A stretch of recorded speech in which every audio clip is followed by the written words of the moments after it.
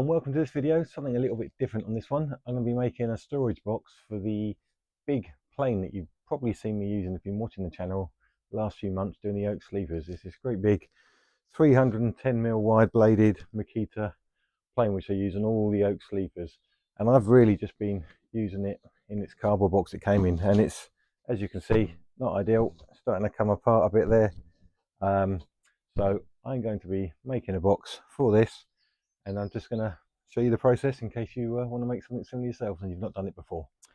So first thing I'm going to do for making this Viking size box for this Viking size plane is measure the actual box it's come in. That's a good place to start, and that's obviously going to allow me the room to fit everything I need inside. It's obviously got this quite large cable here, and there's another box for the dust shroud extractor.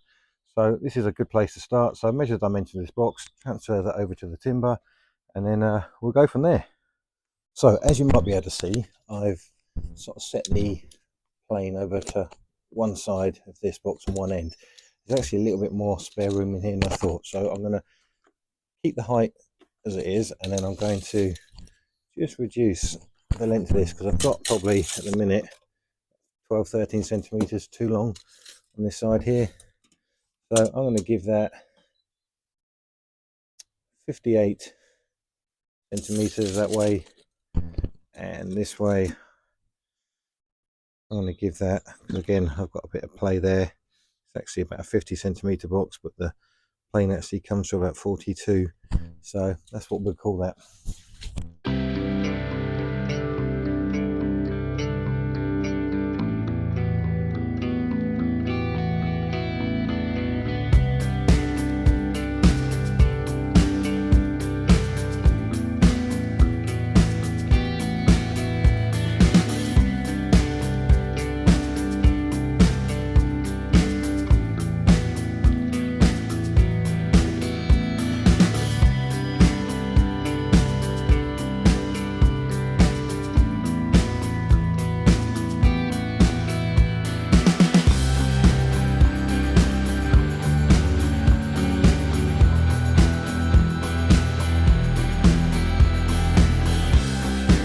Okay, so that's the base cut, as you've just seen. So what I'm going to do now, I'm just going to fix these strips of timber around the outside here, and this is what the sides are going to be screwed through, and this is going to give it more strength rather than screwing the side directly into here. And it's also going to give it a slightly recessed space, which you'll see a little bit more later on, and it all will become clear.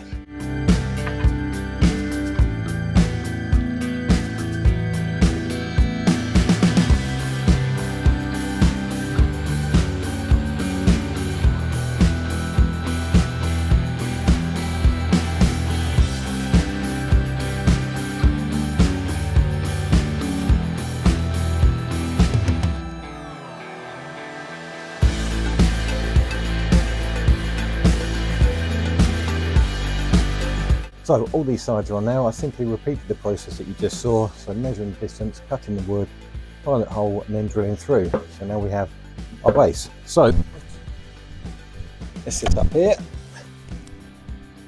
As you can see, that's a nice bit inside there.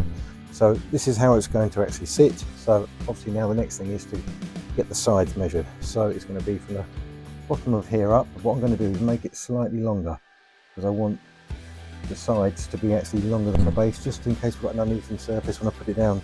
I'm going to put some corner protectors on, but it just saves it rocking on this big flat base. So just even sort of 20-30mm lower than the height that I want, and then we get those measured up and screwed on the same way through the sides. So measure from the base here to the height in here, and add about 30mm, and that'd be lovely.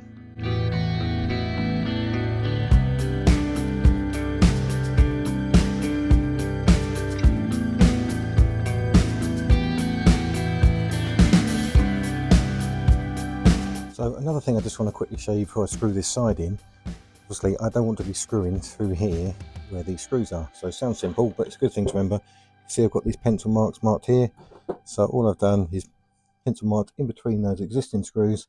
That way, when I screw through, I'm well clear of screwing into these, which isn't really ideal.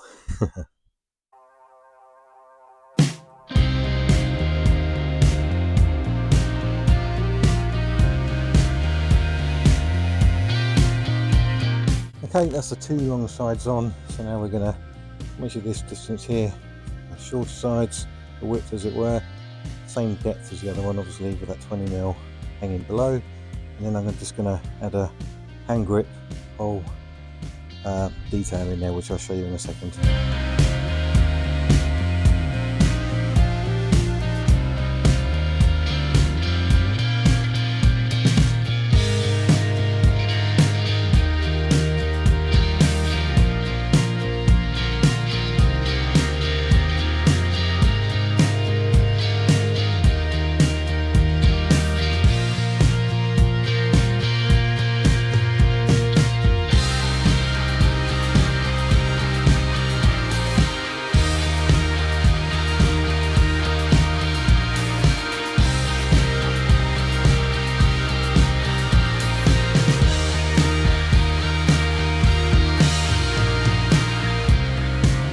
Okay, so that's everything attached at the bottom to these timber I put around there.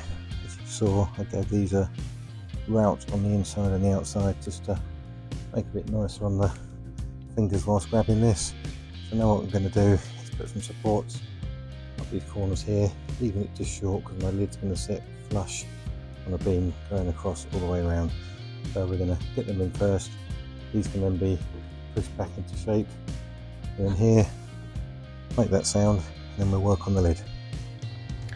Okay, so I've just cut these 4 corner posts here, and get them fixed in, get these all screwed together, and then I can run this main lid support around the sides.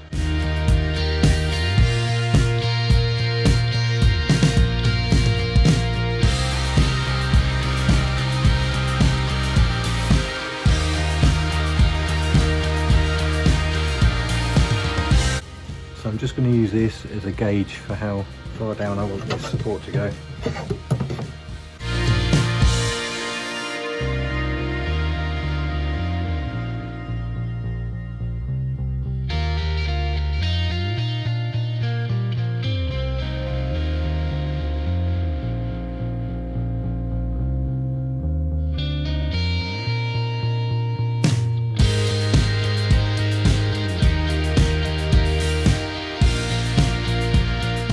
Okay, so all these top supports are on for the lid, so now all I've got to do is measure across here, here to here, cut a piece out from this.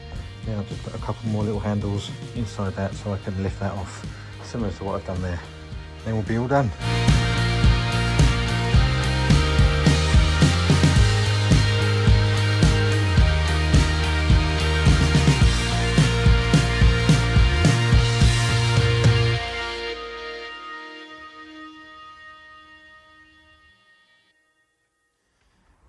Okay, so that's the lid on. As you can see, that lifts off nice and easy like so. And then all that's left to do now is on the underside here is to put these corner protectors on. That's just going to stop the bottom from getting banged around too much. That's just a metal corner there. So get 4 of those put on and we'll be all good to go.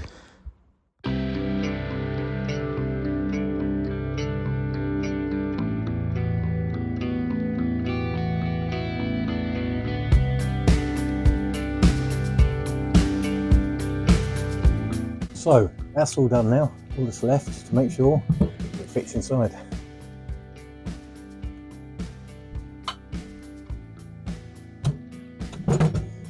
Lovely.